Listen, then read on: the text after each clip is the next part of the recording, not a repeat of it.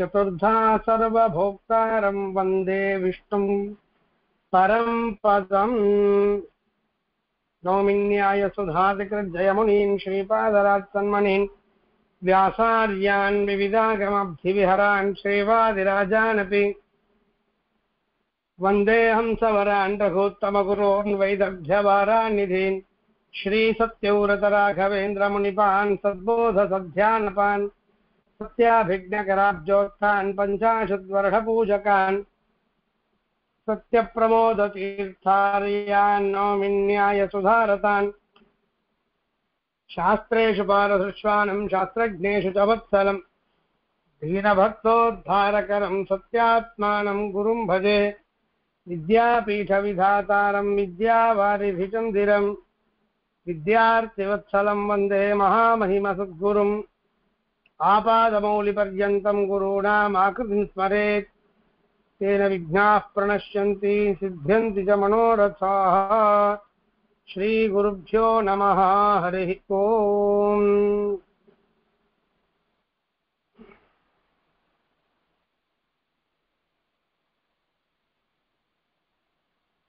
श्रीगुरुभ्यो नमः। इच्छामात्रं प्रभो सृष्टिः इति सृष्टौ विनिश्चिताः कालात् प्रसूतिं भूतानां मन्यन्ते कालचिन्तकाः। इच्छामात्रं प्रभो सृष्टिः ದೇವರ ಸೃಷ್ಟಿ ಅಂತನ್ನೋದು ಇಚ್ಛಾ ಮಾತ್ರದಿಂದ ಆಗ್ತಕ್ಕಂಥದ್ದು. ಅವನ ಇಚ್ಛೆಯಿಂದ ಸೃಷ್ಟಿ ಆಗ್ತದೆ. ಹಿಂದೆ ಇಬ್ಬರು ಮತದವರು ದೇವರ ಸೃಷ್ಟಿಯ ಬಗ್ಗೆ ಹೇಳಬೇಕಾದ್ರೆ ದೇವರೇ ಮಹತ್ತತ್ವಾದಿ ರೂಪೇಣ ವಿಕಾರಗೊಳ್ತಾರೆ ಅಂತ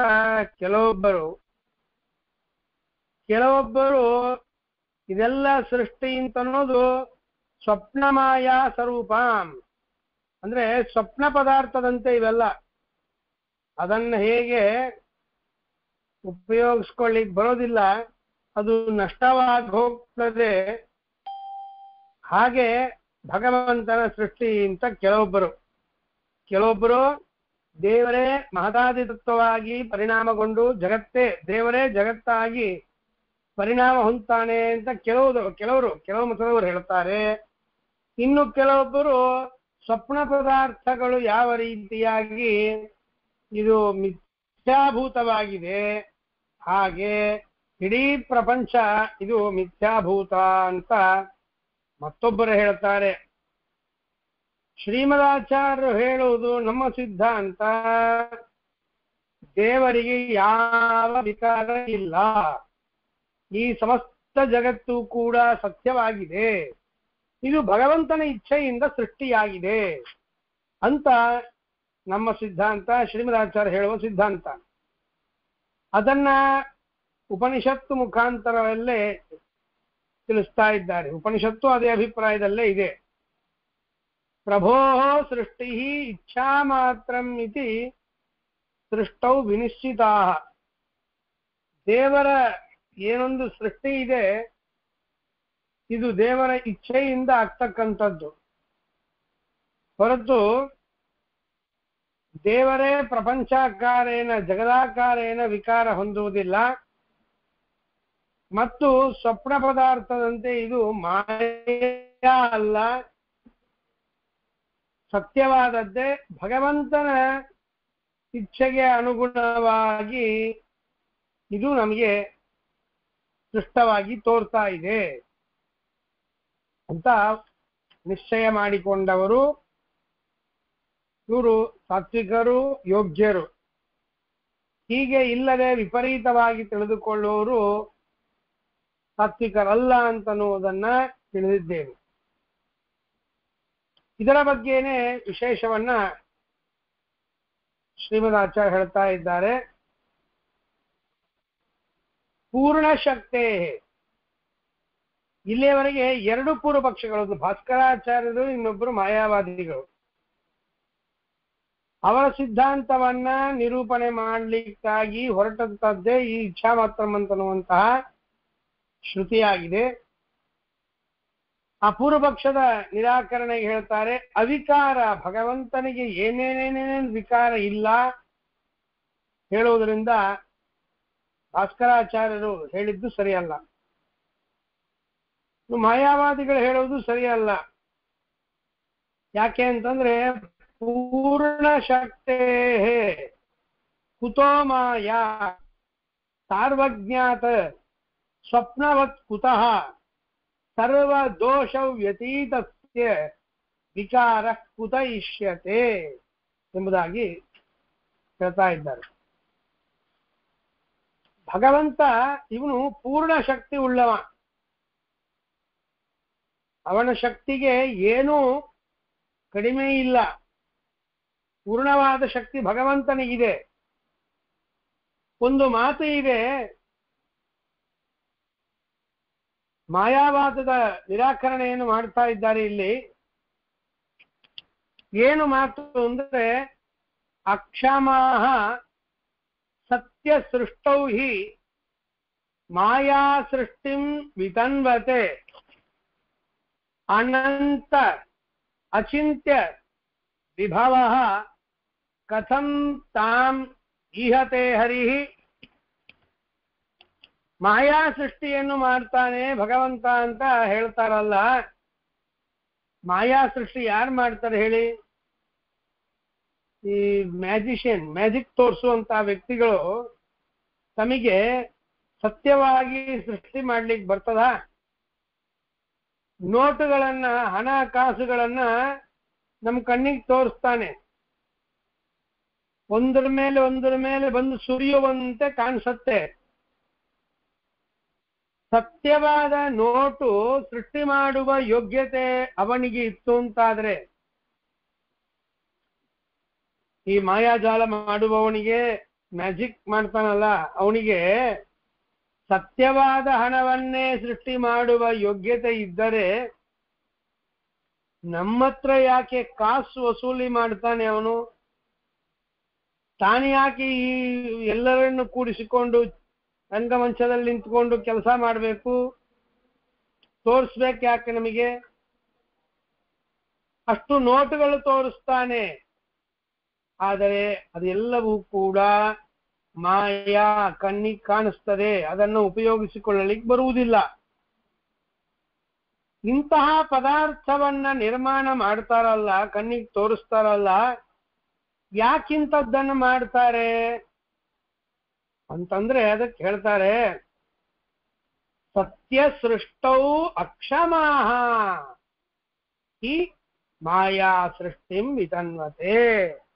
ಯಾವ ಕಾರಣ ಸತ್ಯವಾದ ಪದಾರ್ಥಗಳನ್ನ ಅವರಿಗೆ ಸೃಷ್ಟಿ ಮಾಡುವ ಸಾಮರ್ಥ್ಯ ಇಲ್ಲ, ಯೋಗ್ಯತೆ ಇಲ್ಲ, ಅಂಥವರು ಮಾಯಾ ಸೃಷ್ಟಿಯನ್ನು ಮಾಡ್ತಾರೆ.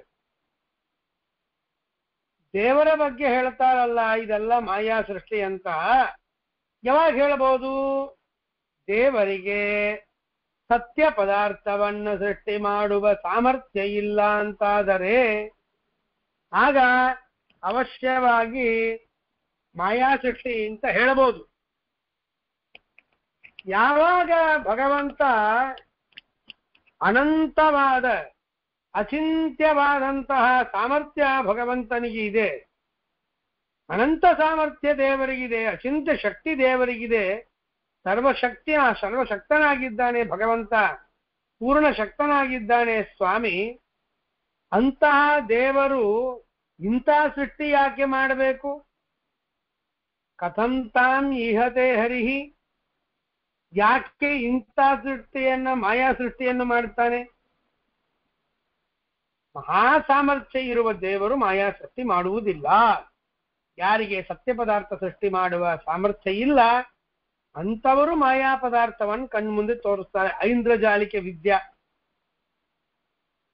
ದೇವರಿಗೆ ಅಂತ ಹಣೆಯ ಬರಹ ಇಲ್ಲ, ಅವನಿಗೆ ಸರ್ವಶಕ್ತಿ ಇದ್ದದ್ದರಿಂದ ಸತ್ಯವಾದದ್ದನ್ನೇ ಭಗವಂತ ಸೃಷ್ಟಿ ಮಾಡ್ತಾನೆ. ಆದ್ದರಿಂದ ಭಗವಂತ ಮಾಯಾ ಪದಾರ್ಥಗಳನ್ನ ಸೃಷ್ಟಿ ಮಾಡುವುದೇ ಇಲ್ಲ. ಇದು ಒಂದು. ದೇವರು ಮಾಯಾ ಪದಾರ್ಥ ಸೃಷ್ಟಿ ಮಾಡೋದಿಲ್ಲ ಅಂತನ್ಲಿಕ್ಕೆ ಇದೊಂದು ಕಾರಣ. ಸಮಸ್ತ ಶಕ್ತಿ ಇದೆ ದೇವರಿಗೆ, ಪೂರ್ಣ ಶಕ್ತಿ ಇದೆ ಭಗವಂತನಿಗೆ ಅಂತ ಒಂದು. ಎರಡನೇದು, ಭಗವಂತ ಸರ್ವಜ್ಞ. ದೇವರು ಸರ್ವಜ್ಞನಾಗಿದ್ದಾನ್ರಿ. ಸ್ವಪ್ನ ಪದಾರ್ಥ ಅಂತನ್ನುವುದು ಅಜ್ಞಾನದ ಕಾರ್ಯ. ಭಗವಂತ ಸರ್ವಜ್ಞನಾದದ್ದರಿಂದಾಗಿ ಇದೆಲ್ಲ ಸ್ವಪ್ನ ಪದಾರ್ಥ ಸದೃಶ ಅಂತ ಹೇಳ್ತಾರೆ ಪರರು. ಸ್ವಪ್ನ ಪದಾರ್ಥ ಹೇಗೆ? ಅಜ್ಞಾನದ ಕಾರ್ಯ ಇದು. ನಿಮಗೆ ಅಜ್ಞಾನದಿಂದ ತೋರ್ತಕ್ಕಂಥದ್ದಲ್ಲ, ಅಜ್ಞಾನ ಭ್ರಾಂತಿ. ಅಜ್ಞಾನದ ಕಾರ್ಯವಾದದ್ದರಿಂದಾಗಿ ಭಗವಂತ ಸರ್ವಜ್ಞನಾದ ಮೇಲೆ ಅವನು ಮಾಡುವಂತಹ ಸೃಷ್ಟಿ ಅಜ್ಞಾನದ ಕಾರ್ಯ ಹೇಗಾಗ್ಲಿಕ್ಕೆ ಸಾಧ್ಯ? ಪೂರ್ಣ ಶಕ್ತನಾದ್ದರಿಂದ ಮಾಯಿಕ ಪದಾರ್ಥ ಸೃಷ್ಟಿ ಮಾಡುವುದಿಲ್ಲ. ಯಾರಿಗೆ ಶಕ್ತಿ ಇಲ್ಲ ಅವರು ಮಾಡ್ತಾರೆ. ಇನ್ನು ಇದು ಅಜ್ಞಾನ ಕಾರ್ಯವೂ ಅಲ್ಲ. ಇದು ದೇವರು ಸರ್ವಜ್ಞನಾದ್ದರಿಂದ ದೇವರು ಮಾಡುವಂತಹ ಈ ಸೃಷ್ಟಿ, ಜಗತ್ ಸೃಷ್ಟಿ ಸ್ವಪ್ನದಂತೆ ಅಜ್ಞಾನ ಕಾರ್ಯ ಇಲ್ಲ. ದೇವರಿಗೆ ಅಜ್ಞಾನವೇ ಇಲ್ಲ ಅಂದಮೇಲೆ ಸ್ವಪ್ನ ಯಾವ ರೀತಿಯಾಗಿ ಅಜ್ಞಾನದ್ದೋ ಹಾಗೆ ಸ್ವಪ್ನದಂತೆ ಪ್ರಪಂಚ ಅಜ್ಞಾನದ ಕಾರ್ಯ ಅಂತ ಹೇಳಲಿಕ್ಕೆ ಬರುವುದಿಲ್ಲ.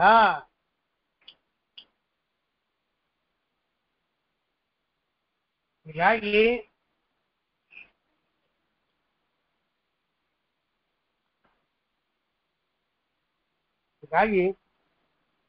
ಅಜ್ಞಾನದ ಕಾರ್ಯವೂ ಅಲ್ಲ, ದೇವರಿಗೆ ಎಂದೆಂದೂ ಅಜ್ಞಾನ ಇಲ್ಲ.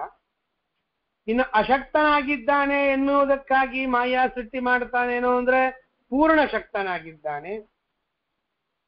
ಮೇಲೆ ಸ್ವಪ್ನದಂತೆ ಇಲ್ಲ, ಸ್ವಪ್ನ ಅಜ್ಞಾನದ ಕಾರ್ಯ. ಭಗವಂತನಿಗೆ ಎಂದೂ ಅಜ್ಞಾನ ಇಲ್ಲ. ಆದ್ದರಿಂದ ಸ್ವಪ್ನದಂತೆ ಅಜ್ಞಾನದ ಕಾರ್ಯವಲ್ಲ ಜಗತ್ತು. ಕಾರ್ಯ ಅಂದ್ರೆ ಅಜ್ಞಾನದಿಂದ ಹುಟ್ಟಿದ್ದು. ದೇವರು ಸೃಷ್ಟಿ ಮಾಡ್ತಾನೆ ಅಂತಂದ್ರೆ ಸ್ವಪ್ನದಂತೆ ದೇವರು ಸೃಷ್ಟಿ ಮಾಡುತ್ತೆ. ಸ್ವಪ್ನ ಪದಾರ್ಥದಂತೆ ಇದೆ ಇದು. ಸರಿ, ಸ್ವಪ್ನ ಪದಾರ್ಥ ಏನಾಗಿದೆ? ಅಜ್ಞಾನದಿಂದ ಹುಟ್ಟಿದ್ದು. ದೇವರು ಸೃಷ್ಟಿ ಮಾಡ್ತಾನೆ ಜಗತ್ತು ಅಂದ್ರೆ ಹಾಗಾದ್ರೆ ದೇವರ ಅಜ್ಞಾನದಿಂದ ಹುಟ್ಟಿತಾ? ಅಜ್ಞಾನದಿಂದ ಹುಟ್ಟಬೇಕಾದ್ರೆ ಸರ್ವಜ್ಞನಾದ ಭಗವಂತನಿಗೆ ಅಜ್ಞಾನ ಹೆಂಗ್ ಹೇಳೋಕ್ ಸಾಧ್ಯ? ದೇವರು ಸರ್ವಜ್ಞನಾದ್ದರಿಂದ ಅವನ ಅಜ್ಞಾನದಿಂದ ಹುಟ್ಟಿಲ್ಲ. ಒಂದು ಇಲ್ಲ, ಐಂದ್ರಜಾಲಿಕ ವಿದ್ಯೆ ಬಲ್ಲಂತವರು ತಮ್ಮ ಮಾಯಾ ಸಾಮರ್ಥ್ಯದಿಂದ ತೋರಿಸ್ತಾರಲ್ಲ, ಹಾಗೆ ದೇವರ ಮಾಯೆಯಿಂದ ಹುಟ್ಟಿದೆ ಪ್ರಪಂಚ ಅಂತ ಹೇಳೋಣ ಅಂತಂದ್ರೆ ಯಾರು ಮಾಯಾ ಪದಾರ್ಥ ಸೃಷ್ಟಿ ಮಾಡುತ್ತಾರೆ? ಅಶಕ್ತರಾದವರು. ಸತ್ಯವಾದ ಪದಾರ್ಥ ಸೃಷ್ಟಿ ಮಾಡಲಿಕ್ಕೆ ಸಾಧ್ಯವಿಲ್ಲದೆ ಇದ್ದವರು ಮಾಯಾ ಪದಾರ್ಥ ಸೃಷ್ಟಿ ಮಾಡುತ್ತಾರೆ. ಭಗವಂತ ಪೂರ್ಣ ಶಕ್ತನಾದ್ದರಿಂದ ಅವನಿಗೇನ್ ಬೇಕಾಗಿದೆ ಮಾಯಾ ಪದಾರ್ಥ ಸೃಷ್ಟಿ ಮಾಡೋದು? ಸತ್ಯ ಪದಾರ್ಥವನ್ನೇ ಸೃಷ್ಟಿ ಮಾಡ್ತಾನೆ. ಈ ಎರಡು ಕಾರಣದಿಂದ ಸರ್ವಜ್ಞನಾದ್ದರಿಂದ ಅವನ ಅಜ್ಞಾನದಿಂದ ಹುಟ್ಟಿದ್ದಲ್ಲ ಪ್ರಪಂಚ. ಪೂರ್ಣ ಶಕ್ತನಾದ್ದರಿಂದ ಅವನ ಅಶಕ್ತತನದಿಂದ ಮಾಯಾ ಮಾತ್ರ ಪದಾರ್ಥವೂ ಅಲ್ಲ ಈ ಪ್ರಪಂಚ. ಆದ್ದರಿಂದ ಇದು ಈ ಎರಡು ಸರ್ವಜ್ಞತ್ವ, ಪೂರ್ಣ ಶಕ್ತಿತ್ವ, ಇವೆರಡು ಕಾರಣದಿಂದಾಗಿ ಇದು ಸ್ವಪ್ನ ಪದಾರ್ಥದಂತೂ ಅಲ್ಲ, ಮಾಯಾ ಪದಾರ್ಥವೂ ಅಲ್ಲ ಎನ್ನುವಂತಹ ಆ ಮಾಯಾವಾದಿಗಳ ಪಕ್ಷವನ್ನ ನಿರಾಕರಣೆ ಮಾಡ್ತಾರೆ. ಇನ್ನು ಭಾಸ್ಕರಾಚಾರ್ಯರ ಪಕ್ಷ,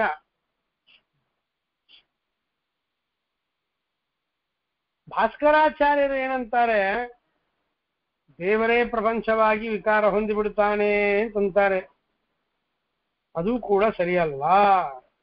ಯಾಕೆ ಗೊತ್ತಾ? ಸರ್ವ ದೋಷ ವ್ಯತೀತಸ್ಯ ವಿಕಾರ ಕುತಯಿಷ್ಯತೆ. ಯಾವ ದೋಷವೂ ಇಲ್ಲದೆ ಇದ್ದ ಭಗವಂತ ಯಾಕೆ ಪ್ರಪಂಚದ ಆಕಾರದಲ್ಲಿ ವಿಕಾರ ಹೊಂದಬೇಕು? ದೇವರಿಗೆ ಯಾವ ದೋಷ ಇದೆ? ಏನೇನು ದೋಷ ಇಲ್ಲ.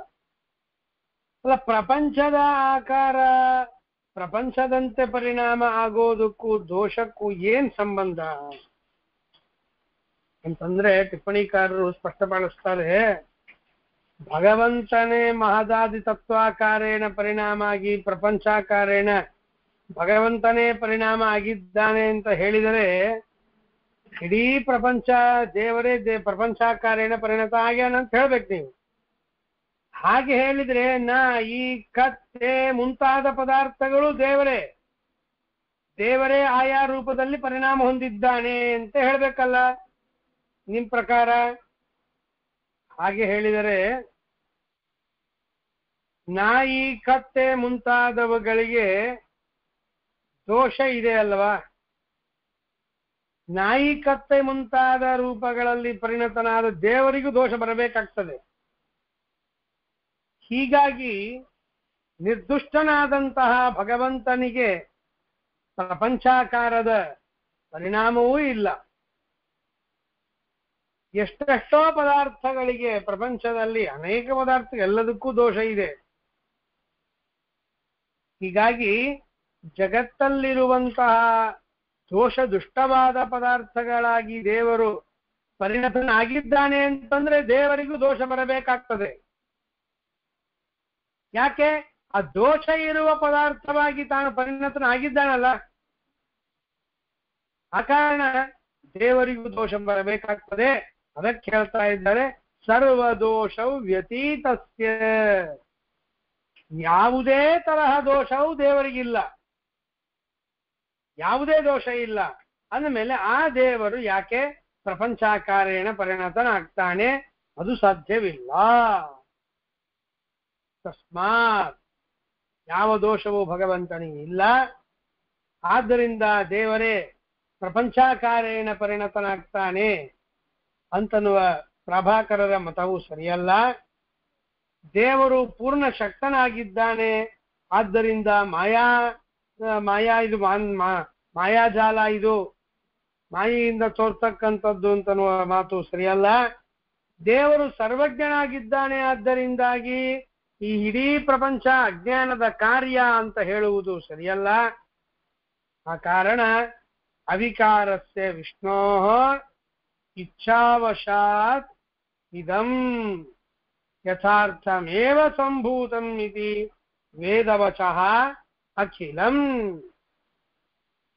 ಭಗವಂತನ ಯಾವುದೇ ತರಹ ದೋಷ ಇಲ್ಲದೆ ಇರುವ ಭಗವಂತನ ವಿಕಾರರಹಿತನಾದ ಸ್ವಾಮಿಯ ಇಚ್ಛಾ ಮಾತ್ರದಿಂದ, ದೇವರ ಸಂಕಲ್ಪದಿಂದ ಇದಂ ಯಥಾರ್ಥಮೇವ ಸತ್ಯವಾದ, ಸುಳ್ಳಲ್ಲ, ಸತ್ಯ. ನಾವು ತಿನ್ನುವುದು ಸತ್ಯ, ಹೊಟ್ಟೆ ಭಾರ ಆಗುವುದು ಸತ್ಯ. ಇದರಲ್ಲಿ ಏನು ಸುಳ್ಳು ಅಂತ ಹೇಳ್ತೀನಿ? ಪದಾರ್ಥ ಸುಳ್ಳು ಅಂತ ಹೇಳಿದ್ರೆ ಹೊಟ್ಟೆ ಭಾರ ಯಾಕಾಗಬೇಕು? ಊಟ ಮಾಡಿದಾಗ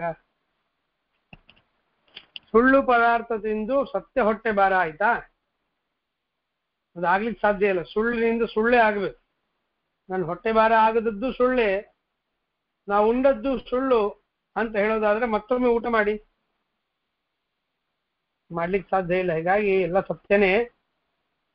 ಹೀಗಾಗಿ ಯಥಾರ್ಥವಾದದ್ದನ್ನೇ ಭಗವಂತ ಸಮರ್ಥನಾಗಿದ್ದಾನೆ, ಸರ್ವಶಕ್ತನಾಗಿದ್ದಾನೆ, ಸರ್ವಜ್ಞನಾಗಿದ್ದಾನೆ. ಅಂತಹ ಸ್ವಾಮಿ ಯಥಾರ್ಥವಾದಂತಹ ಪ್ರಪಂಚವನ್ನೇ ಸೃಷ್ಟಿ ಮಾಡಿದ್ದಾನೆ. ಮಾಯಿಕ ಅಲ್ಲ, ಸ್ವಪ್ನ ಪದಾರ್ಥದಂತೆ ಅಲ್ಲ. ಭಗವಂತನೇ ಪ್ರಪಂಚವಾಗಿ ವಿಕಾರ ಹೊಂದಲಿಲ್ಲ. ಕವಿರ್ ಮನೀಷಿ ಪರಿಭೂ ಸ್ವಯಂಭೂ ಯಾಥಾ ತಥ್ಯತೋರ್ಥಾನ್ ವ್ಯದಧಾತ್ ಶಾಶ್ವತೀಭ್ಯಸ್ತಮಾಭ್ಯಃ ಇತ್ಯಾದಿ ವೇದವಾಕ್ಯಗಳು ಸತ್ಯವಾದದ್ದನ್ನೇ ಭಗವಂತ ಸೃಷ್ಟಿ ಮಾಡ್ತಾನೆ, ಸುಳ್ಳು ಅಲ್ಲ ಅಂತ ಸ್ಪಷ್ಟವಾಗಿ ಹೇಳ್ತಾ ಇದ್ದಾಗ ಈ ಇಬ್ಬರು ಹೇಳುವುದು, ಪೂರ್ವಪಕ್ಷಿಗಳು ಹೇಳುವುದು ಸರ್ವಾತ್ಮನ ಸರಿಯಲ್ಲ. ಹೀಗೆ ಸಿದ್ಧಾಂತವನ್ನ ಸ್ಪಷ್ಟಪಡಿಸ್ತಾ ಮತ್ತೆ ಕೆಲವು ಪೂರ್ವಪಕ್ಷಿಗಳಿದ್ದಾರೆ, ಅವರ ಪೂರ್ವಪಕ್ಷಗಳನ್ನ ಅನುವಾದ ಮಾಡ್ತಾ ಇದ್ದಾರೆ.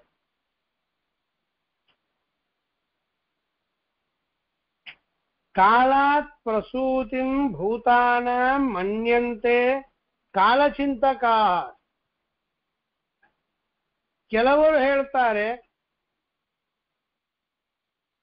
ಕಾಲದಿಂದಾಗಿ ಸೃಷ್ಟಿಯಾಗತ್ತೆ, ಜಗತ್ತಿನ ಸೃಷ್ಟಿ. ಏನು ಚಿತ್ರ ನೋಡಿ, ಒಬ್ಬೊಬ್ಬರಿಗೆ ಒಂದೊಂದು ಸೃಷ್ಟಿ ಕಾರಣ ಅಂತ ತೋರುತ್ತೆ. ಇವರಷ್ಟೇ ಅಲ್ಲ, ಶ್ರೀಮದಾಚಾರ್ಯರು ಇನ್ನೂ ಕೆಲವೊಬ್ಬರ ಈ ಮಾತಿನಿಂದ ಉಪಲಕ್ಷಣತೆಯ ಇನ್ನೂ ಕೆಲವೊಬ್ಬರ ಮಾತನ್ನ, ಪೂರ್ವಪಕ್ಷದ ಮಾತನ್ನು ತೆಗೆದುಕೊಳ್ತಾರೆ. ಕೆಲವೊಬ್ಬರು ಹೇಳ್ತಾರೆ ಕಾಲದಿಂದಲೇ ಸೃಷ್ಟಿ ಅಂತ ಹೇಳ್ತಾರೆ. ಇನ್ನು ಕೆಲವೊಬ್ಬರು ಹೇಳ್ತಾರೆ ಕೇಚಿತ್ ರುದ್ರಾತ್ ಬ್ರಹ್ಮಣಶ್ಚ ಪ್ರಧಾನಾತ್ ಇತಿ ಚ ಅಪರೆ. ಕೆಲವೊಬ್ಬರು ರುದ್ರದೇವರಿಂದ ಸೃಷ್ಟಿ ಅಂತಾರೆ, ಕೆಲವೊಬ್ರು ಬ್ರಹ್ಮದೇವರಿಂದ ಅಂತಂತಾರೆ, ಕೆಲವೊಬ್ರು ಪ್ರಕೃತಿಯಿಂದಲೇ ಸೃಷ್ಟಿ ಅಂತಂತಾರೆ. ವಿಮೂಢಾ ಸರ್ವ ಏವೈತೆ, ಏತೆ ಸರ್ವೇ ಇವರೆಲ್ಲರೂ ಕೂಡ ವಿಮೂಢಾ, ಮಿಥ್ಯಾಜ್ಞಾನ ಮೂಲದಿಂದ, ತಪ್ಪು ತಿಳುವಳಿಕೆಯಿಂದ ಹೀಗೆ ಹೇಳ್ತಾ ಇದ್ದಾರೆ. ಕೆಲವೊಬ್ಬರು ಕಾಲದಿಂದ, ಕೆಲವೊಬ್ಬರು ರುದ್ರದೇವರಿಂದ, ಕೆಲವೊಬ್ಬರು ಬ್ರಹ್ಮದೇವರಿಂದ. ಇದೆಲ್ಲ ಒಬ್ಬೊಬ್ಬರು ಒಂದೊಂದು ದೇವತೆಗಳನ್ನ, ಒಂದು ಪದಾರ್ಥವನ್ನ ಇಟ್ಟುಕೊಂಡು ಅದರಿಂದ ಸೃಷ್ಟಿಯಾಗ್ತದೆ ಅಂತ ಹೇಳ್ತಾರೆ. ಕೆಲವೊಬ್ಬರು ಪ್ರಕೃತಿಯಿಂದಲೇ, ಪ್ರಧಾನದಿಂದ ಅಂದ್ರೆ ಪ್ರಕೃತಿಯಿಂದ ಸೃಷ್ಟಿಯನ್ನ ಹೇಳ್ತಾರೆ. ಇವರೆಲ್ಲರೂ ಕೂಡ ಅಜ್ಞಾನ, ಮಿಥ್ಯಾಜ್ಞಾನ ಮೂಲಕವಾಗಿ ಹೇಳ್ತಕ್ಕಂಥವರು. ಇದು ಯಾವುದೂ ಕೂಡ ಪಕ್ಷ ಸರಿಯಲ್ಲ. ಮೋಹಿತರಾಗಿದ್ದಾರೆ, ತಪ್ಪು ತಿಳುವಳಿಕೆ ಇದೆ. ಇದೆಲ್ಲವನ್ನ, ಇದೇ ಕಾರಣ ಇವರು ಹೀಗೆ ಮಾತಾಡ್ಲಿಕ್ಕೆ ಕಾರಣವಾದ್ದು. ಅದರಿಂದ ಹೀಗೆ ಸರಿಯಾಗಿ ಮಾತಾಡುವುದು ಸರಿಯಲ್ಲ. ಅಲ್ಲ, ಇವರು ಮೋಹಿತರೇ ಆಗಿದ್ದಾರೆ ಅಂತ ಯಾಕೆ ಹೇಳ್ತೀರಾ ಅಂತಂದ್ರೆ ಅದಕ್ಕೆ ಹೇಳ್ತಾರೆ, ಯತಃ ಪರಃ ನಾರಾಯಣಃ ಸರ್ವಕರ್ತ ಸರ್ವಕರ್ತ ಸರ್ವಶಕ್ತಿ ಏಕ ಏವ ನ ಚಾಪರಃ. ಸರ್ವಕ್ಕೂ ಸ್ವಾಮಿ ನಾರಾಯಣ, ಸರ್ವಕರ್ತೃ ದೇವರೇ, ಇನ್ಯಾರೂ ಕರ್ತೃಗಳಲ್ಲ ಅಂದ ಮೇಲೆ ಕಾಲ ಸೃಷ್ಟಿ ಮಾಡಿತು, ಪ್ರಕೃತಿ ಸೃಷ್ಟಿ ಮಾಡಿತು, ಬ್ರಹ್ಮದೇವರು ಸೃಷ್ಟಿ ಮಾಡಿದರು, ರುದ್ರದೇವರು ಸೃಷ್ಟಿ ಮಾಡಿದ್ರು ಅಂತ ಒಬ್ಬೊಬ್ಬರು ಒಬ್ಬೊಬ್ಬರನ್ನ ಮುಂದೆ ಮಾಡಿಕೊಂಡು ಇವರು ಸೃಷ್ಟಿ ಮಾಡಿದರು ಅಂತ ಹೇಳುವುದು ಪರಮಾತ್ಮನ ಸರಿಯಲ್ಲ. ಸರ್ವೋತ್ತಮನಾದವನು ನಾರಾಯಣನೇ.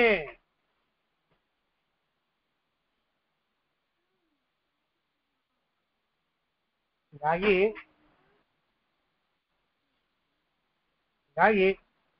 ನಾವು ನಾರಾಯಣ ಅಂತನ್ಲಿಕ್ಕೆ ನಾವು ಏನನ್ಸುತ್ತೆ ಅಂದ್ರೆ, ನೀವ್ ಯಾಕೆ ನಾರಾಯಣನೇ ಸರ್ವೋತ್ತಮ ಅಂತಂತೀರಿ ಅಂದ್ರೆ ನಮಗೇನ್ ದೇವ್ರು ಲಂಚ ಕೊಟ್ಟಿದ್ದಾನ?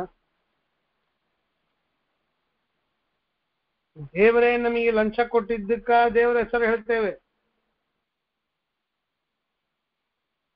ಹೀಗಾಗಿ ಪ್ರಮಾಣ ಹೇಳುವುದನ್ನ ಶ್ರೀಮದಾಚಾರ್ಯರು ಆ ಪ್ರಮಾಣಗಳನ್ನ ಎತ್ತಿ ತೋರಿಸ್ತಾರೆ, ಪ್ರಾಮಾಣಿಕವಾಗಿ ಹೇಳ್ತಾ ಇದ್ದಾರೆ ಶ್ರೀಮದಾಚಾರ್ಯರು.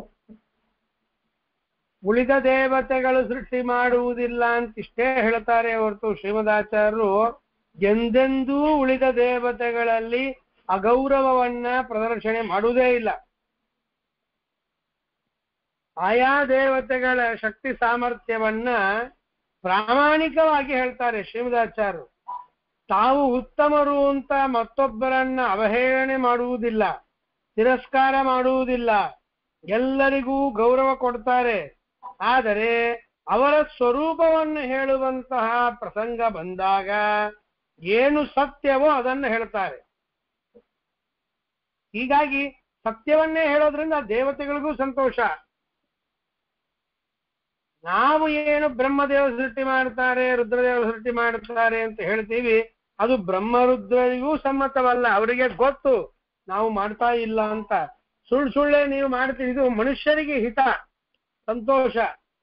ತಾನು ಮಾಡದೇ ಇದ್ದರೂ ಕೂಡ ನೀನೇ ಮಾಡಿದಿ ಅಂತ ಹೇಳಿದ್ರೆ ಮನುಷ್ಯರಿಗೆ ಆನಂದ ಆಗ್ತದೆ. ಆದರೆ ದೇವತೆಗಳಿಗೆ ಅವರು ಮಾಡದೇ ಇದ್ದದ್ದನ್ನ ಅವರು ಮಾಡಿದ್ದಾರೆ ಅಂತ ಹೇಳಿದರೆ ಎಂದೆಂದೂ ಕೂಡ ಅವರಿಗೆ ಸಂತೋಷ ಆಗುವುದಿಲ್ಲ.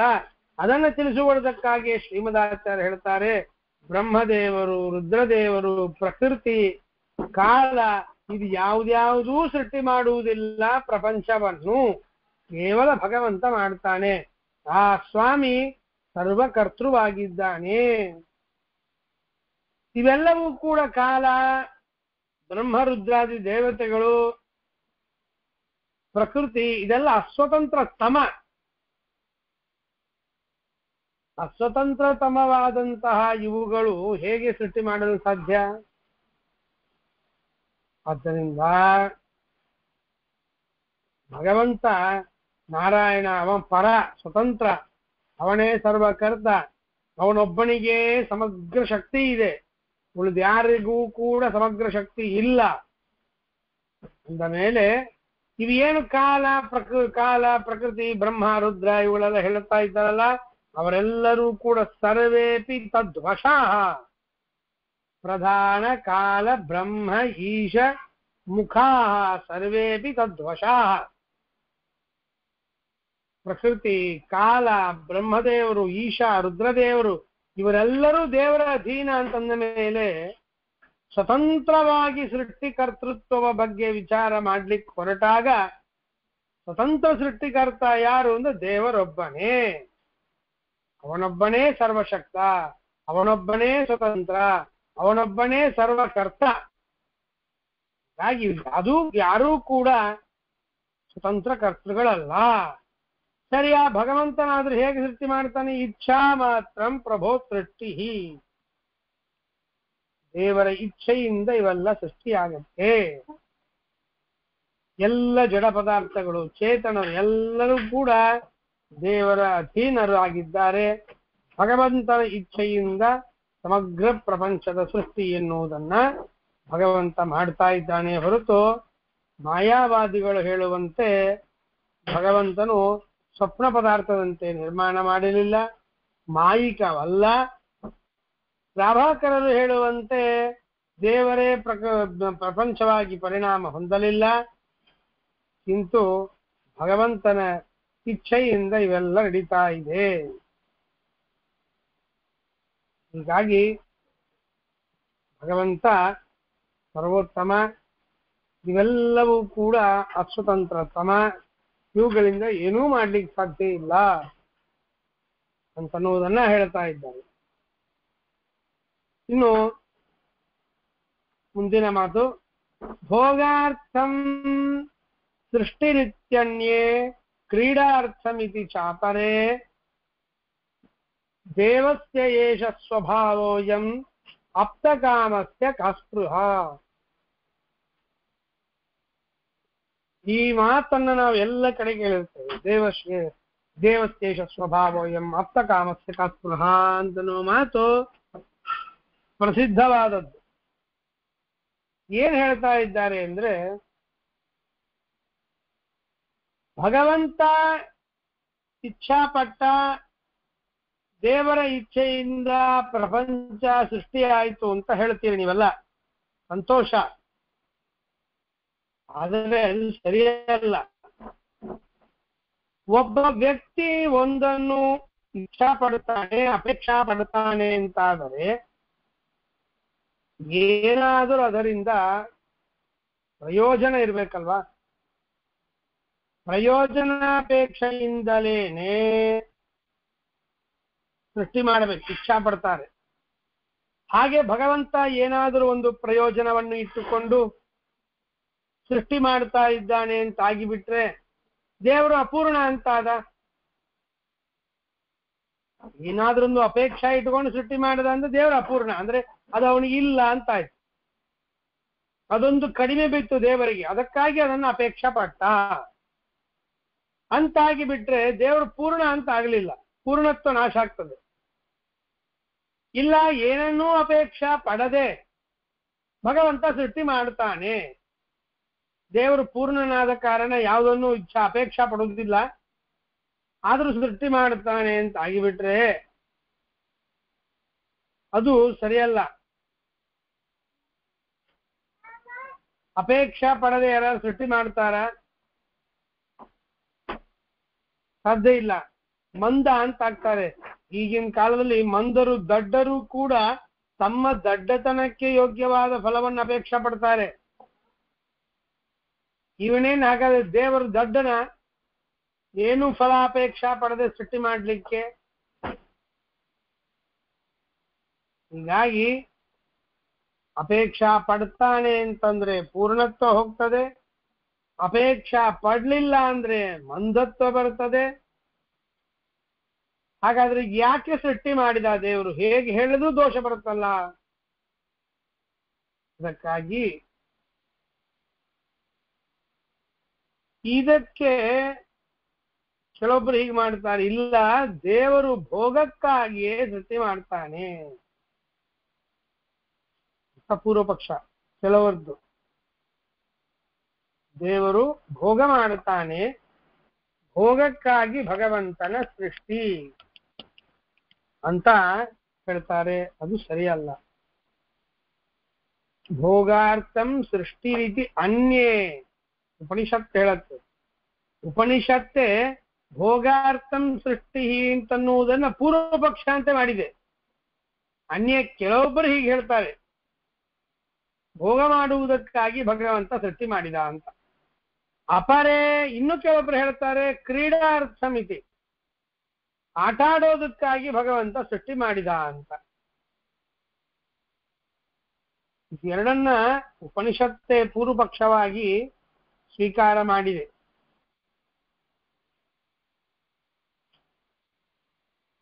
ಅದಕ್ಕೆ ಬೈತಾರೆ ಆಚಾರ್ಯರು,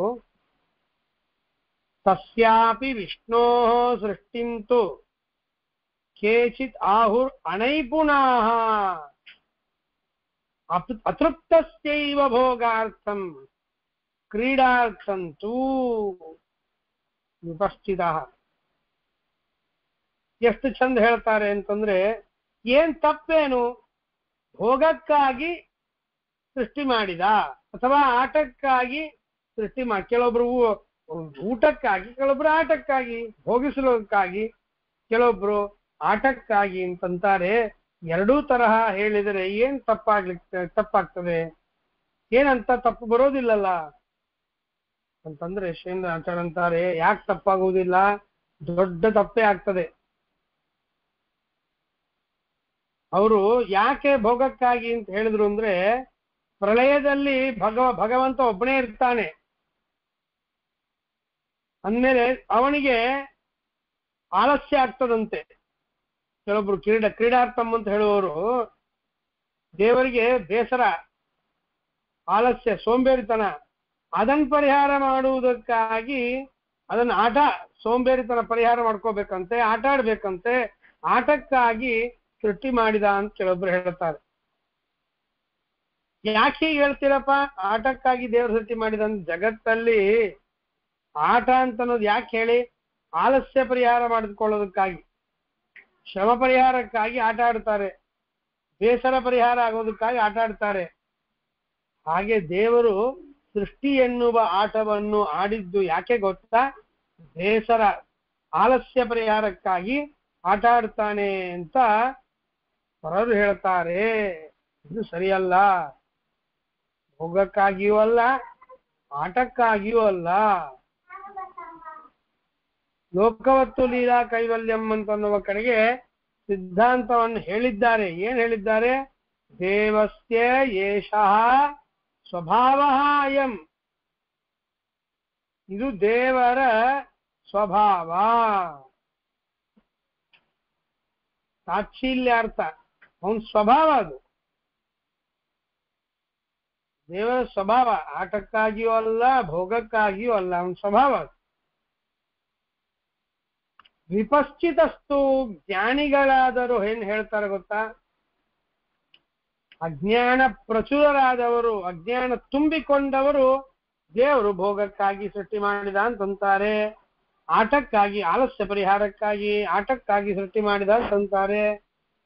ಆದರೆ ಜ್ಞಾನಿಗಳಾದರೂ ಅಂತಾರೆ ಆಟವೂ ಅಲ್ಲ ಭೋಗವೂ ಅಲ್ಲ ದೇವರದು. ಏಷಃ ಅಯಂ ಸ್ವಭಾವಃ, ಏಷಃ ಅಯಂ ಸ್ವಭಾವಃ ಎನ್ನುವುದನ್ನೇ ಭಾಷ್ಯದಲ್ಲಿ ಶ್ರೀಮದಾಚಾರ್ಯ ತೋರಿಸ್ತಾರೆ. ಸಾಚ ಕ್ರೀಡಾ,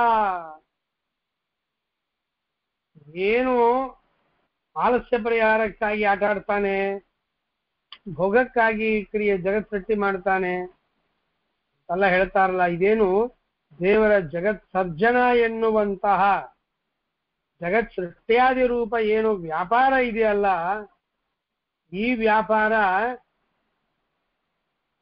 ಸ್ವಭಾವ ಅಸ್ಯ.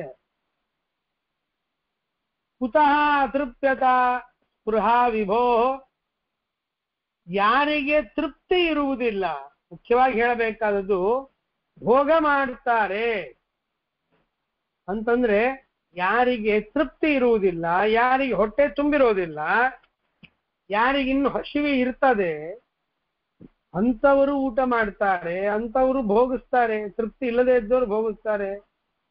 ನಿತ್ಯ ತೃಪ್ತ ಪರಾನಂದನಾದ ಭಗವಂತನಿಗೆ ಏನ್ ಬೇಕಾಗಿದೆ ಭೋಗ, ಅದರಿಂದ ಅವನಿಗೆ ಏನ್ ಲಾಭ ಇದೆ? ಏನಾದ್ರು ಕಡಿಮೆ ಆಗಿತ್ತು ಅದನ್ನು ತುಂಬಿಕೊಳ್ಳಿಕ್ಕೆ ಊಟ ಮಾಡ್ತಾನೆಯಾ? ಏನಾದ್ರೂ ಭೋಗ ಆಗಬೇಕಾಗಿದೆ, ತೃಪ್ತಿ ಇಲ್ಲ, ಅದಕ್ಕಾಗಿ ಸೃಷ್ಟಿ ರೂಪವಾದಂತಹ ಕೆಲಸವನ್ನು ಮಾಡಿದ್ನ? ಭೋಗ ಅಂತನ್ನೋದು ಯಾವತ್ತೂ ಕೂಡ ಅತೃಪ್ತಿ ಪರಿಹಾರಕ್ಕಾಗಿ ಮಾಡುವುದು. ದೇವರ ಸೃಷ್ಟಿ ಇದು ಭೋಗಾರ್ಥಂ ಅಂತಂದ್ರೆ ದೇವರಿಗೆ ಏನು ಅತೃಪ್ತಿ ಇದೆ, ಏನು ಕೊರತೆ ಇದೆ, ಯಾವ ಕೊರತೆಯನ್ನ ಪೂರ್ಣ ಮಾಡುವುದಕ್ಕಾಗಿ ಭಗವಂತ ಸೃಷ್ಟಿ ಮಾಡಿದ, ಭೋಗಕ್ಕಾಗಿ ಜಗತ್ತನ್ನು ಸೃಷ್ಟಿ ಮಾಡಿದ? ಯಾವ ಕೊರತೆಯೂ ಇಲ್ಲ ದೇವರಿಗೆ. ನಿತ್ಯ ಪೂರ್ಣನಾದ ಸ್ವಾಮಿ, ನಿತ್ಯ ಆನಂದ ರೂಪನಾದ ನಮ್ಮ ಸ್ವಾಮಿಗೆ ಯಾವ ಕೊರತೆಯೂ ಇಲ್ಲ ಅಂದ ಮೇಲೆ ಕೊರತೆಯನ್ನ ಕಡಿಮೆಯಾದದ್ದನ್ನ ತುಂಬಿಸಿಕೊಳ್ಳುವುದಕ್ಕಾಗಿ ಇರುವುದು ಭೋಗ ಅಂದಮೇಲೆ ದೇವರಿಗೆ ಎಲ್ಲವೂ ಪೂರ್ಣವಾದ್ದರಿಂದ ಸೃಷ್ಟಿ ಎನ್ನುವುದು ಭೋಗಕ್ಕಾಗಿ ಅಲ್ಲ. ಇಲ್ಲ ಆಟ ಕ್ರೀಡಾರ್ಥಂ ಅಂತ ಹೇಳ್ತೇವೆ ಅಂತಂದ್ರೆ ಏನಿಲ್ಲ. ಅವನಿಗೇನು ಆಲಸ್ಯ ಇದೆ ನಿಮ್ ಪ್ರಕಾರ? ದೇವರಿಗೆ, ವಾಯುದೇವರಿಗೆ ಇಲ್ಲ ಆಲಸ್ಯ, ಪೂರ್ಣ ಶಕ್ತಿ ಇದೆ ಅಂತ ವಾಯುದೇವರು ಹೇಳಬೇಕಾದ್ರೆ ವಾಯುದೇವರ ಅಪ್ಪನಿಗೆ ಎಲ್ಲಿ ಬರಬೇಕು ಆಲಸ್ಯ? ಮೇಲೆ ಕ್ರೀಡಾರ್ಥಮಲ್ಲೂ ಅಲ್ಲ, ಆಪ್ತಕಾಮನಾದಂತಹ ಎಲ್ಲವೂ ಅವನಿಗೆ ಈಗಾಗಲೇ ಇದೆ. ಪ್ರಾಪ್ತಕಾಮ ಅಪೇಕ್ಷಿತವಾದ ಎಲ್ಲವೂ ದೇವರಿಗಿದೆ. ಈ ಜಗತ್ತಿನಿಂದ ಪಡೆಯಬೇಕಾದದ್ದು ಏನೂ ಇಲ್ಲ ದೇವರಿಗೆ. ಆಪ್ತಕಾಮ ಪ್ರಾಪ್ತಕಾಮ, ಈ ಪ್ರಾಪ್ತಕಾಮನಾದಂತಹ ಭಗವಂತನಿಗೆ ಎಲ್ಲಿಯ ಅಪೇಕ್ಷಾ ಇದೆ? ಏನು ಅಪೇಕ್ಷಾ ಇಲ್ಲ ಅವನಿಗೆ. ಇದರಿಂದ ಏನನ್ನೂ ಪಡೆಯಬೇಕಾದದ್ದಿಲ್ಲ ಅಂದ ಮೇಲೆ ಸಾಚ ಕ್ರೀಡಾ ಸ್ವಭಾವೋಸ್ಯ ಕುತಃ ಅತೃಪ್ಯತಾ ಸ್ಪೃಹಾ ವಿಭೋಹೋ. ಪೂರ್ಣನಾದಂತಹ ಭಗವಂತನಿಗೆ ಅತೃಪ್ತಿ ಎನ್ನುವುದಿಲ್ಲ, ಯಾವುದರ ಅಪೇಕ್ಷೆ ಇಲ್ಲ. ಕೇವಲ ಜೀವರ ಉದ್ಧಾರಕ್ಕಾಗಿ ಮಾಡಿದ ಸೃಷ್ಟಿ ಅವನ ಸ್ವಭಾವ. ಏನನ್ನೂ ಅಪೇಕ್ಷೆ ಪಡ್ಲಿಲ್ಲ ಅಂದ್ರೆ ಮಂದಾಗಬೇಕಾಗ್ತದೆ. ದಡ್ಡೇನು ದೇವರು ಅಂದ್ರೆ ಹಂಗಲ್ಲ. ಅಪೇಕ್ಷಾ ಪಡದೇನೂ ಉಪಕಾರ ಮಾಡುವವರು ಎಷ್ಟೋ ಜನ ಜಗತ್ತಲ್ಲಿ ಕಂಡಿದ್ದಾರೆ. ಏನೂ ಅಪೇಕ್ಷೆ ಇರೋದಿಲ್ಲ, ಪರೋಪಕಾರ, ಇನ್ನೊಬ್ಬರಿಗೆ ಒಳ್ಳೇದಾಗ್ಲಿ, ಈ ಬುದ್ಧಿಯಿಂದ ಉಪಕಾರ ಮಾಡೋರು ಎಷ್ಟೋ ಜನ ಇದ್ದಾರೆ. ಜನರಿಗೆ ಆ ಬುದ್ಧಿ ಇರಬೇಕಾದ್ರೆ ದೇವರಿಗೆ ಉಪಕಾರ, ಸಜ್ಜನರ ಮೇಲೆ ಒಂದು ಅನುಗ್ರಹ ಮಾಡುವುದಕ್ಕಾಗಿ ಭಗವಂತ ತಾನು ಸೃಷ್ಟಿ ಮಾಡಿದ. ಅವನಿಗೆ ಯಾವ ಫಲಾಪೇಕ್ಷೆಯೂ ಇಲ್ಲ. ಆದ್ದರಿಂದ ಇದು ಕೇವಲ ದೇವರ ಇಚ್ಛೆಯಿಂದ ಆದ ಸೃಷ್ಟಿ. ಇಚ್ಛಾ ಯಾಕೆ ಪಡ್ತಾನೆ? ಯಾವ ಅಪೇಕ್ಷೆಯಿಂದ ಸೃಷ್ಟಿ ಮಾಡಬೇಕು ಇಚ್ಛಾ ಪಟ್ಟ? ಏನು ಅಪೇಕ್ಷೆ ಇಲ್ಲ, ಫಲಾಪೇಕ್ಷೆ ಇಲ್ಲದ ಒಂದು ಆಟ ಅದು. ಏನೋ ಒಂದು ಆಟ. ಜೀವರ ಉದ್ಧಾರಕ್ಕಾಗಿ ಅವನು ಆಡುವ ಆಟ. ಜೀವರ ಉದ್ಧಾರ ಅಂತ ಅನ್ನೋದೊಂದು ಫಲ ಅದಲ್ಲ ಅಂದ್ರೆ ನಿಮಗೇನು ಬಂತು? ದೇವರಿಗೇನದ್ರಿಂದ? ದೇವರಿಗೇನಾದ್ರು ಫಲ ಇದೆಯಾ? ಏನು ಫಲ ಇಲ್ಲ. ಕೇವಲ ಭಗವಂತ ಜೀವರ ಉದ್ಧಾರಕ್ಕಾಗಿ ಮಾಡುವಂತಹ ಲೀಲಾ, ಇದು ವ್ಯಾಪಾರ ಅಂತನ್ನೋದನ್ನ ಉಪನಿಷತ್ತಿನ ಅಭಿಪ್ರಾಯವನ್ನ ಶ್ರೀಮದಾಚಾರ್ಯರು ಹರಿವಂಶದ ಮಾತನ್ನ ಉದಾಹರಿಸ್ತಾ ಸಿದ್ಧಾಂತ ಮಂಡನೆ ಮಾಡ್ತಾ ಇದ್ದಾರೆ. ಹಾಗಾದ್ರೆ ಒಟ್ಟಾರೆ ಅಭಿಪ್ರಾಯ ಏನಾಯ್ತು? ಭೋಗಾರ್ಥಂ ಸೃಷ್ಟಿ ಎನ್ನುವುದೂ ತಪ್ಪು, ಆಟಕ್ಕಾಗಿ ಭಗವಂತ ಸೃಷ್ಟಿ ಮಾಡ್ತಾನೆ ಅಂತ ಆಲಸ್ಯ ಪರಿಹಾರಕ್ಕಾಗಿ ಆಟ ಆಡ್ತಾನೆ, ಆಟವೇ ಇದು ಸೃಷ್ಟಿ ಅನ್ನೋದು ತಪ್ಪು. ಇದು ಈ ಜಗತ್ ಸರ್ಜನ ಅಂತನ್ನುವುದು ದೇವರ ಸ್ವಭಾವವಾದ್ದರಿಂದ ದೇವರಿಗೆ ನಿತ್ಯ ತೃಪ್ತಿ ಇರುವ ಕಾರಣ ಯಾವ ಕೊರತೆ ಇದ್ದದ್ದಕ್ಕೂ ದೇವರು ಸೃಷ್ಟಿ ಮಾಡಲಿಲ್ಲ, ಯಾವ ಆಲಸ್ಯ ಪರಿಹಾರಕ್ಕೂ ಸೃಷ್ಟಿ ರೂಪ ಆಟ ಆಡ್ತಾ ಇಲ್ಲ. ಕಿಂತು ದೇವರ ಸ್ವಭಾವ ದೇವರು ಸೃಷ್ಟಿ ಮಾಡಿದ. ಇನ್ನು ಹೇಳಬೇಕಾದ್ರೆ ಜೀವರಾಶಿಗಳ ಮೇಲೆ ಅನುಗ್ರಹ, ಅವರವರ ಸಾಧನೆಯನ್ನು ಮಾಡಿಕೊಳ್ಳುವುದಕ್ಕಾಗಿ ಭಗವಂತ ಸೃಷ್ಟಿ ಮಾಡಿದ ಅಷ್ಟೇ ಹೊರತು ಇದರಿಂದ ಒಂದು ಪರಮಾಣುವಿನಷ್ಟೂ ದೇವರಿಗೆ ಉಪಯೋಗವಿಲ್ಲ, ಏನೇನೂ ಪ್ರಯೋಜನ ಇಲ್ಲ, ಕೇವಲ ಪರೋಪಕಾರ ಅಂತ ನಾವು ಮಾತನ್ನ ಈ ಉಪನಿಷತ್ತು ತಿಳಿಸ್ತಾ ಇದೆ. ಸಮಗ್ರವಾದ ಪ್ರಥಮ ಖಂಡ ಅದ್ಭುತವಾಗಿ ದೇವರ 4 ರೂಪದ ಭಗವಂತನ, ಅದರಲ್ಲಿ 3 ರೂಪದ ಬಗ್ಗೆ ಹೇಳಿದ್ದಾರೆ. ದೇವರ ಸೃಷ್ಟಿಯ ಬಗ್ಗೆ ಪೂರ್ವ ಪಕ್ಷಗಳು ಹೇಳಿದ ಮಾತನ್ನ ವಿವರಣೆ ಮಾಡಿ ಸಿದ್ಧಾಂತವನ್ನು ತಿಳಿಸಿದ್ದಾರೆ. ನಾಡದ್ದು ದ್ವಾದಶಿ ದಿವಸ ಈ ಪ್ರಥಮ ಖಂಡದ ಕಿಂಚಿತ್ ಭಾಗವನ್ನ, ಪ್ರಥಮ ಖಂಡವನ್ನ ಯಥಾಮತಿಯಾಗಿ ಅನುವಾದ ಮಾಡಿ ದ್ವಿತೀಯ ಖಂಡಕ್ಕೆ ಹೋಗೋಣ. ಒಟ್ಟಿಗೆ ಸಾರಾಂಶ ಜಿಷ್ಟು ಏನಾಯ್ತು, ಪ್ರಥಮ ಖಂಡದಲ್ಲಿ ಏನ್ ಹೇಳಿದ್ದಾರೆ ಅದನ್ನ ದ್ವಾದಶಿ ದಿವಸ ತಿಳಿಯೋಣ. ಜೊತೆಗೆ ದ್ವಿತೀಯ ಖಂಡವನ್ನು ಅವತ್ತೇ ಪ್ರಾರಂಭ ಮಾಡೋಣ.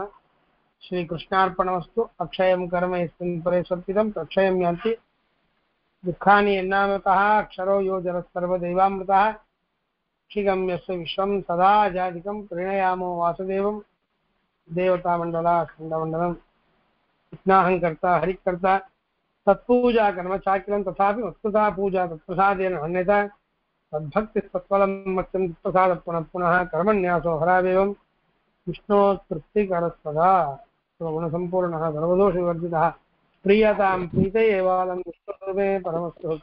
ಶ್ರೀಕೃಷ್ಣಾರ್ಪಣ.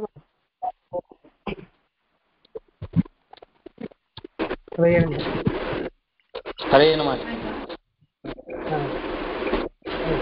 ಕಣ್ಣವ್ರೇನೋ ಸಣ್ಣ ಡೌಟ್ ಇದೆ ಅಂತ ಕೇಳಿದ್ರು ನಿನ್ನ.